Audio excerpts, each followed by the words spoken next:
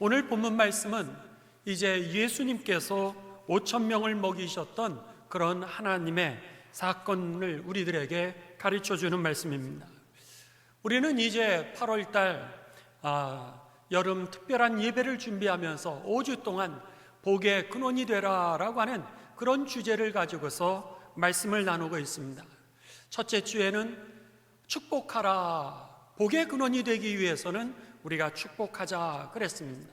둘째 주에는 다른 사람을 축복하기 위해서는 우리가 마음은 원이로되 육신이 약하기 때문에 하나님이 위로부터 나리어 주시는 그 음성을 들을 때 우리의 삶이 움직이게 된다라고 하는 것입니다. 그렇기 때문에 성령의 음성을 들으라 라고 하는 것이 지난주의 말씀이었습니다. 오늘 세 번째, 우리가 복의 근원이 되기 위하여서는 다 같이 여러분 선포하도록 하겠습니다. 먹입시다. 먹이는 것이 여러분 다른 사람을 축복하는 길이라고 하는 것입니다. 지난 금요일 날 김영석 교수님 제주도 열방대학에서 가르치고 계십니다. 김영석 교수님 오셔가지고 우리들에게 많은 사람들이 다 일생 동안 추구하는 것은 기쁨이라 그랬습니다. 사람들마다 행복하길 원하는데 그 행복이라고 하는 것을 다른 말로 표현하면 다 기뻐하기를 원한다는 거예요.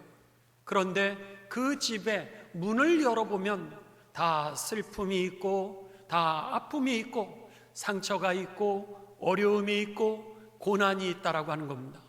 어느 집 하나도 빠짐없이 모두 다가 고난을 가지고 있고 어려움과 상처와 문제를 가지고 있다라고 하는 것이 그 전문 상담학자의 이야기였습니다. 그렇습니다. 죄로 물들어 있는 이 세상 모든 사람들이 하나님의 은혜를 기다리고 있는데 여러분 다른 사람을 찾아가서 먹이시기를 바랍니다. 다른 사람을 먹일 때 먹이는 것이 환대를 하는 겁니다.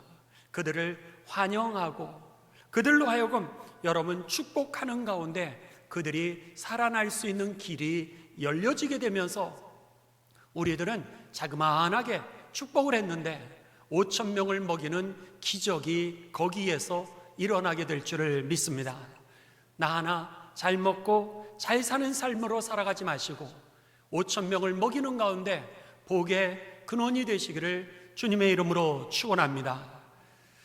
이번에 비가 많이 오지 않았습니까?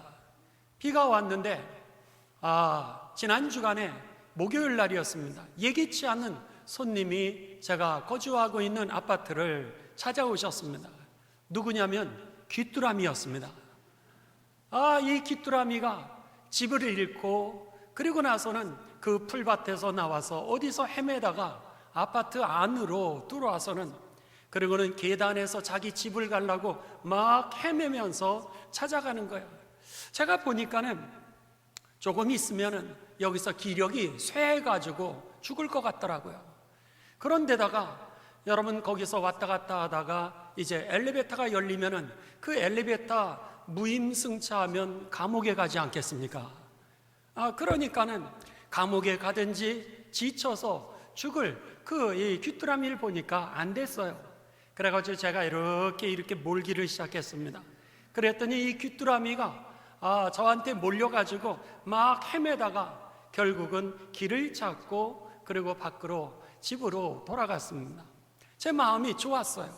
그랬는데 어제 오후에 이제 밖에서 들어오는데 그 귀뚜라미인지 아니면 다른 귀뚜라미인지 모르는데 또 다른 귀뚜라미가 아파트로 들어와서 헤매고 있었습니다. 불쌍한 마음이 들었어요. 그래가지고 그 귀뚜라미를 이렇게 또다시 몰아서 밖으로 집으로 돌려보내려고 그러는데 이 귀뚜라미는 목요일 날 만났던 귀뚜라미도 보다도 더 활기찬 거예요. 그래서 퍽퍽 뛰면서 막 아무데로나 부딪히면서 벽에 부딪히면서 도망을 가는 겁니다. 그런데 길은 못 찾고 점점 미궁으로 가는 거예요. 조금 있으면 죽을 것 같습니다. 그래가지고 제 마음에 이 귀뚜라미 내가 잡아야 되겠다 그런 생각이 들었어요. 그래가지고는 이렇게 몰아가지고 귀뚜라미를 콱 잡았습니다. 여러분 귀뚜라미가 어떻게 생각했겠습니까? 이제는 죽었구나, 그렇게 생각하지 않았겠습니까? 귀뚜라미가 이렇게 다 잡히게 되자 제가 그 귀뚜라미를 잡고서 그리고 밖으로 나가서 그 풀밭에다가 이렇게 다시 돌아가게 해주었습니다. 그 귀뚜라미는 아마 생각했을 겁니다. 제가 이렇게 몰 때 퍽퍽 뛰면서, 그리고는 막 도망갈 때, 이야, 살았구나, 잡히면 죽는데 살았구나, 그러면서 퍽퍽 뛰다가 나중에는 어떻게 될 거예요? 결국 지쳐서 죽을 겁니다. 그런데 제 손에 딱 잡히는 순간에 귀뚜라미가 어떻게 생각했겠어요? 이제는 죽었구나, 그랬는데 결국 살지 않았습니까? 마찬가지입니다. 주님께서 여러분 우리를 붙드시는 것은 우리를 살리기 위함인 것입니다. 주님에게 붙들리면 마치 내가 죽을까봐 어떻게 해서든지 도망가는데, 도망가면 죽는 겁니다. 그게 아니라 주님의 손에 붙들림 바 될 때에 살아나게 되는 하나님의 은총이 임하게 된다는 것을 꼭 기억하시면서 주님에게 붙들림 바 되는 삶이 되시고 주님과 동행하는 삶이 되시기를 주님의 이름으로 축원합니다. 오늘 본문 말씀이 바로 그런 말씀입니다. 오늘 본문 말씀 마가복음 6장 34절에서 44절의 말씀은 5,000명을 먹이시는 그 기적의 사건인데, 이 말씀은 마가복음 6장 13절부터 계속해서 이어지는 그런 내용입니다. 예수님께서 이제 12명의 제자를 선택하셨고, 그리고 나서 그들에게 두 명씩 짝을 지어주셨습니다. 그리고는 그들에게 귀신을 쫓아내는 권세를 맡기시고 각 마을로 이제 흩어져서 복음을 전할 수 있도록 파송을 하셨어요. 그들이 각 곳에 가서 복음을 전하는데 놀랍게도 그들이 복음을 전할 때마다 귀신이 떠나가는 겁니다. 그리고 병자가 있으면 그들에게 이 약을 발라주고, 그 약이 그 당시에는 뭐였냐면 기름이었습니다. 올리브유 기름을 그냥 발라주면서 기도할 뿐이었는데 그들의 병이 낫기를 시작하는 거예요. 너무나도 놀라게 됩니다. 그래서 신이 나가지고 그들이 예수님에게 찾아와서 돌아온 다음에, 예수님, 너무너무 놀란 일이 있었다는 거예요. 우리들이 나아가서 저들을 위하여 복음을 전했는데 귀신이 떠나더이다. 병자들에게 우리가 기름을 바르고 기도하는데 그들이 병이 낫더이다. 할렐루야. 이러면서 너무 좋아가지고 예수님에게 그 놀라운 하나님의 역사들을 보고하게 됩니다. 그것이 오늘 본문 말씀 바로 앞에 마가복음 6장 30절의 말씀입니다. 그들이 그 이야기를 하면서 이제 기뻐하고 즐거워하고, 하지만 그동안 전도를 다니면서 애쓰고 수고했던 지친 그들의 모습을 보면서 예수님이 그러시는 거예요. 수고했다, 참 잘했어. 그들을 칭찬하신 다음에는 이제 그들이 피곤한 것을 보시고는 우리 휴가 가자 그러신 거예요. 휴가 가자. 그리고는 예수님께서 이쪽 마을 가버나움이라고 하는 곳에서, 누가복음에 보면 오늘 본문 말씀에는 나와 있지 않으면 벳세다라고 하는 지역으로 배를 타고 이동을 하시게 됩니다. 그랬는데 수없이 많은 사람들이 그 제자들과 예수님을 통하여서 귀신은 떠나가고 병자들이 낫는 이 기적을 바라보면서 예수님을 따라가기를 시작합니다. 배가 이쪽에서 저쪽으로 가는데 그들이 어디로 가는지 그 배를 따라서 그들은 이 호숫가, 갈릴리 호숫가를 이렇게 빙 돌아가지고 예수님을 따라가는 겁니다. 얼마나 그들이 많이 따라갔는지요, 오늘 성경에 보면 그 따라간 무리들이 5,000명을 먹는 기적을 경험했다라 그랬을 때 남자들만 5,000명이라 그랬으니까 거기에 여인들, 아이들까지 포함하면 10,000명에서 20,000명 되는 숫자가 그냥 예수님과 제자들이 가는 그 배를 쳐다보면서 이제 육지를 따라 해안가를 따라서 쫓아간 것입니다. 여러분, 지금 겟네까지, 벳세다까지, 그러니까는 가버나움이라고 하는 곳에서 벳세다까지의 그 거리를 갖다가 측정을 해보니까 무려 30km가 되었다라고 하는 겁니다. 예수님에 대한 사모하는 그 마음이 사람들에게 얼마나 컸는지를 우리가 쉽게 알 수 있다라고 하는 것이죠. 그런 사모함을 가지고 있는 그들, 예수님께서 긍휼히 여기시고 그리고 그들에게 은혜를 베풀어 주셨다라고 하는 겁니다. 저와 여러분에게 그러한 열정과 사모함이 있게 되시기를 주님의 이름으로 축원합니다. 그들을 보시고 예수님께서는 5,000명을 먹이시는 하나님의 기적을 허락하셨던 것이죠. 우리 교회도 여러분 먼 데서 오는 가정들이 참 많이 있습니다. 가깝게는 우리가 천호동에서 오시죠. 그런데 먼 곳에서 오시는 가족들이 있는데, 예를 들면 전에 지금은 일산으로 이사를 가셨지만은 우리 신경남 권사님 네 분이 파주에서부터 이제 오셨죠. 또 지금도 김준태 권사님 네 분이 이 홍천에서 오시죠. 그리고 또 인천에서 우리 조천호 권사님 네 분도 오시고, 또 김병용 권사님, 성희목 권사님 그 가정도 인천에서 한 주도 빠지지 않고 오십니다.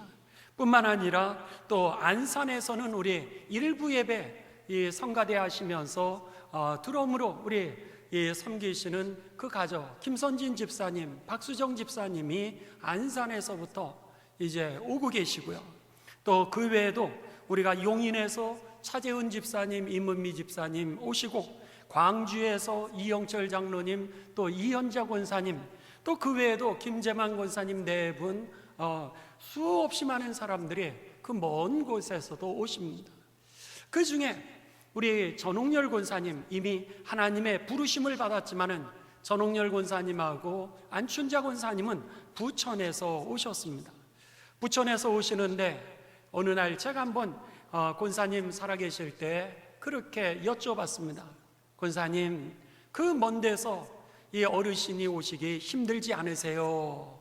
그랬더니 권사님이 뭐라 그러시냐면, 목사님, 한 번도 멀다라고 생각해 본 적이 없다는 거예요. 교회가 멀다라고 생각해 본 적이 한 번도 없고 늘 마음이 가까워요. 할렐루야. 거리가 문제가 아니라 마음이 가까우니까 교회 오는 게 그렇게 좋다는 거예요. 여러분, 그 사모하는 마음이 저와 여러분의 우리 교회를 사랑하는 그 마음이 되시기를 주님의 이름으로 축원합니다. 저와 여러분의 그 사랑하는 마음이 우리가 예수님을 향한 그 마음이 되시기를 주님의 이름으로 축복합니다.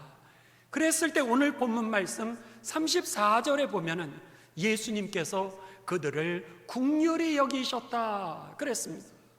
30km를 지금 저들은 가버나움이라고 하는 곳에서 벳세다라고 하는 곳에 그 당시에 배를 타고도 아니라 걸어서 예수님을 따라왔던 그들의 모습을 예수님은 긍휼히 여기셨다라고 하는 겁니다. 저녁 때까지 하나님의 말씀을 전하게 됩니다. 하나님의 말씀을 전하는 가운데 이제 저들이 집에 가야 될 시간, 식사 시간이 되었어요. 제자들이 예수님에게 이야기합니다. 예수님, 저들 집에 가서나 어디 가서 사 먹고 오게 하소서. 그랬더니 예수님께서 뭐라 그러세요? 우리가 가진 것이 얼마나 있느냐? 우리들은요, 보리떡 5개와 물고기 2개밖에 없습니다. 그러니까 예수님이 뭐라 그러세요? 너희가 먹여라 그러세요. 제자들이 보리떡 5개와 물고기 2마리밖에 없습니다 라고 하는 고백은 뭐였어요? 불가능합니다 그런 뜻이에요. 그들을 먹일 수가 없습니다. 이들을 먹이려면 무려 200데나리온이라고 하는 돈이 필요합니다. 200데나리온은 얼마냐면 그 당시에 하루 노동자의 품삯이 한 데나리온이었습니다. 그러니까 200데나리온을 모으려면 200일을 그들이 일을 해야 되는 거죠. 그러면 3, 6, 18, 3, 7, 21 7개월 동안 저들이 한 푼도 쓰지 아니하고 다 모은 그 돈을 가지고서 그들에게 먹을 빵을 살 때 나눠줄 수 있는 그 돈입니다. 그러니까는 제자들은 떡 5개와 물고기 2마리밖에 없습니다. 이렇게 얘기하는 것은 예수님 돈이 없어요, 예수님 불가능합니다 라고 하는 그런 뜻입니다. 그런데 그렇게 얘기하는 예수님은요, 그들에게 뭐라 그랬어요? 그래, 그러면 너희가 먹여, 그렇게 얘기를 합니다. 여러분, 오늘 우리들에게 예수님이 그 부탁을 하시는 겁니다. 우리들은 예산을 생각하게 됩니다. 우리들은 가지고 있는 돈을 생각을 하는데, 다른 사람의 예산, 정부의 예산, 아니 우리 강동구 구청의 예산, 이런 것들을 생각할 수 있습니다. 아니면은 어쩌면 보리떡 5개와 물고기 2개밖에 없는 나의 형편을 계산할 수 있을런지 모릅니다. 그런데 예수님이 뭐라 그러세요? 네가 그럼에도 불구하고 먹여. 작은 거지만 그것을 가지고 먹여. 그 얘기는 뭐예요? 이미 5,000명을 먹이실 것을, 주님이 하실 것을 예비하신 줄을 믿습니다. 그렇기에 우리들에게 너가 다른 사람, 다른 형편, 주변의 여건을 생각하는 것이 아니라 너가 할 수 있는 것을 가지고서 오늘 이웃을 먹이라고 그렇게 말씀하고 있는 겁니다. 거기에 5,000명을 먹이는 기적이 일어나게 되었던 것이죠. 언젠가 제가 이런 간증의 이야기를 들었습니다. 1982년 정도였다고 합니다. 그때 1월 19일자 아침에 이 일간지에 신문에 났던 그런 내용이라고 합니다. 어떤 분이 이제 나면서부터 몸에 불편함을 가지고 있었던 그 장애자들을 자신의 사비를 털어가지고 그 장애자들이 어떻게 해서든지 살아갈 수 있도록 직업 훈련을 시켜주는 그런 분이었습니다. 그랬는데 어느 날 그분들을 도와주시다가 돈이 다 떨어지고 말았습니다. 결국 그분의 도움을 받으면서 직업 훈련을 받고 있었던 그 장애우들이 집세가 밀리게 되었고, 그리고 더 나아가 연탄이 그들에게 끊어지게 되었다라고 하는 그런 신문에 기사가 났게 됩니다. 이 분이 더 이상 도와줄 수 없게 되어서 그런 어려움에 처했다라고 하는 그 기사가 나게 되었을 때, 그 다음 날 그 한 주부가 수표 5장에 190만 원, 그 당시 1982년도 정도니까 큰 돈이죠. 그 수표 5장에 190만 원의 돈을 가지고서 찾아와서 그분들을 위하여 이 집세를 내주시고 그리고 연탄을 사주십사라고 하는 부탁을 하게 됩니다. 그분에게 이름을 묻자 그분이 이름을 대지를 않고 조그마한 쪽지를 주었던 것이 그 신문에 다음 날 아침 기사로 나게 되었다라고 하는 그런 이야기입니다.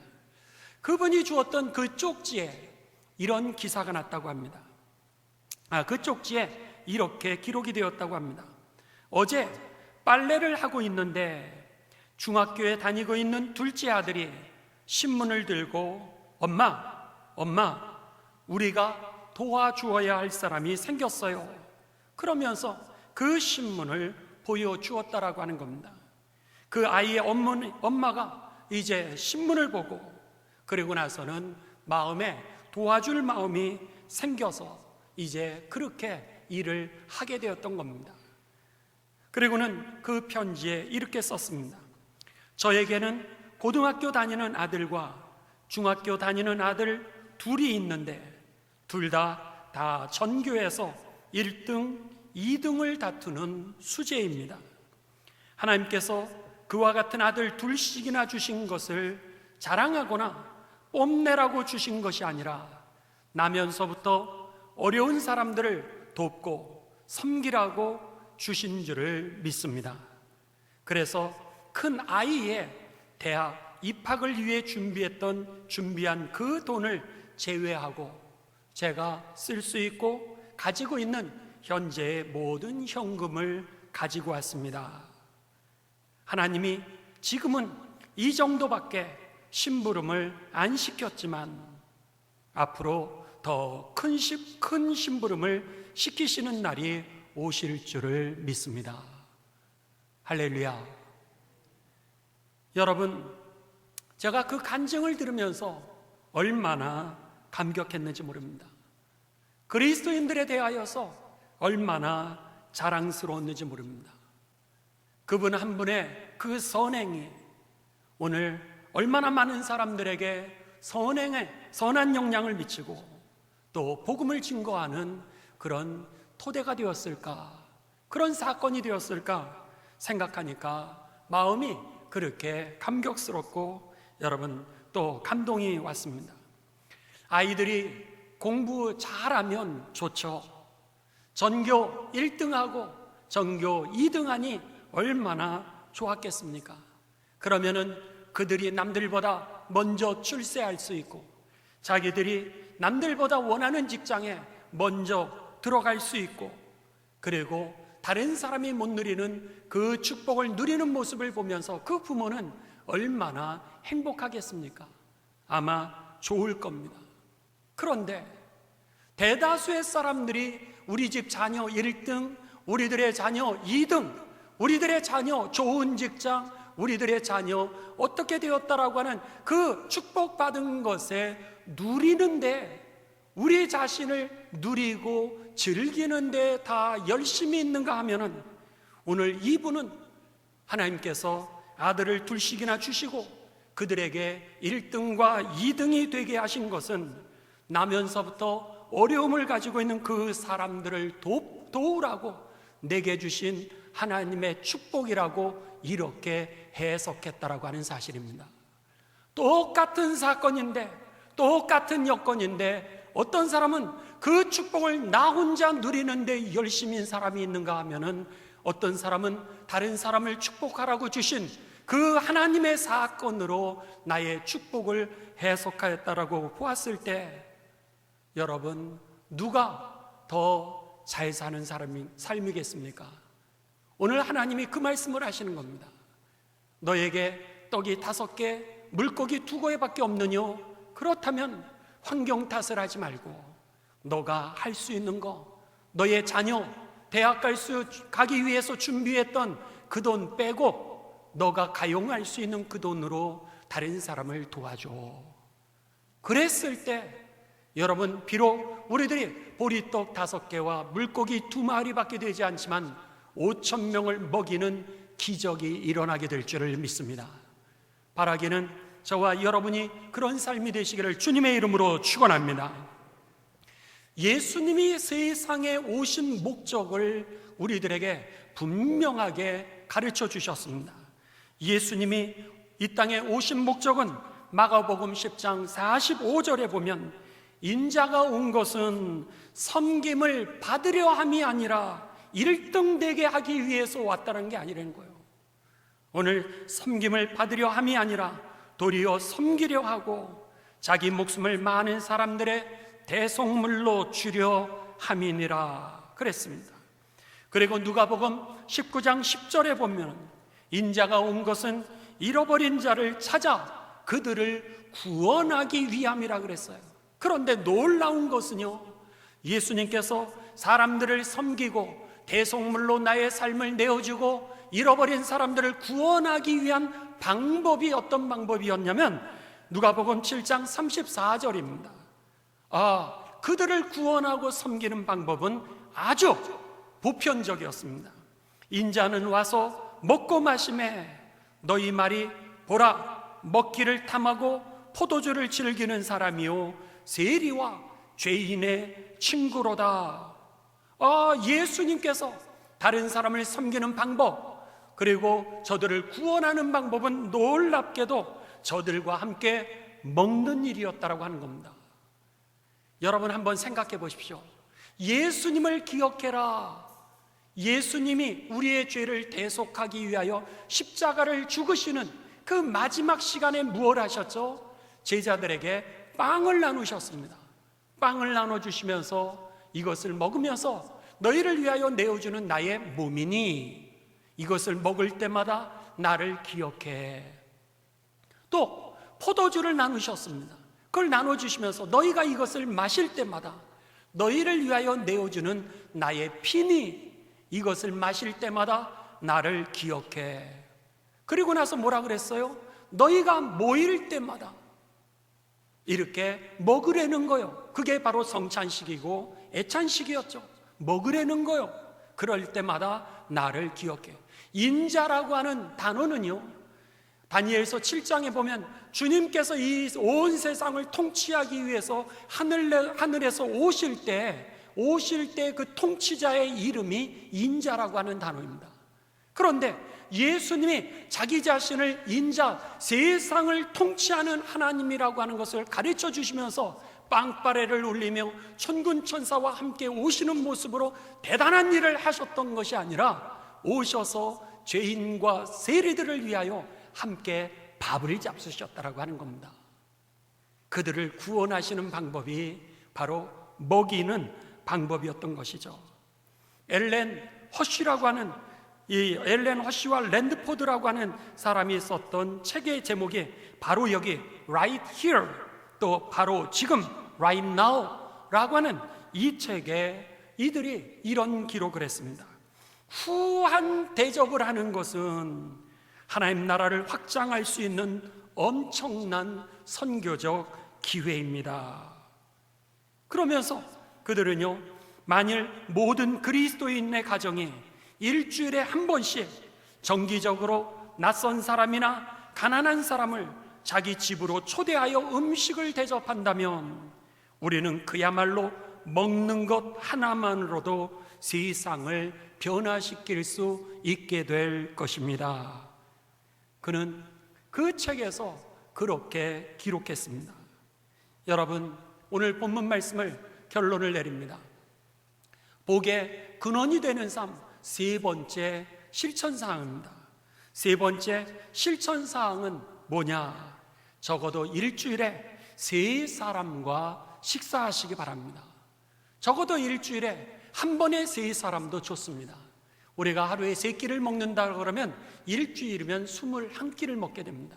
그 21끼 중에 여러분의 가족과 친한 사람만 먹지 마시고 일부러 여러분 다른 사람과 식사를 하시되 그 중에 한 명은 꼭 예수님을 믿지 않는 사람과 식사하시기 바랍니다. 그랬을 때 그 세 사람 중에 예수님 믿지 않는 사람 한 사람이 포함이 되었을 때 여러분 함께 나누는 대화와 또 우리들의 그 10,000원의 접대 한 번 점심 한 끼인데도 불구하고 그들에게 구원이 임하게 될 줄을 믿습니다. 오늘 세상 방법대로 살아가지 마시고 그 귀뚜라미 제가 잡았을 때 오히려 죽었구나, 죽은 것이 아니라 살게 되는 것처럼 하나님의 말씀에 붙들림 받고 말씀대로 사시는 가운데 구원을 이루는 복의 근원이 되시기를 주님의 이름으로 축원합니다. 주님의 이름으로 축원합니다.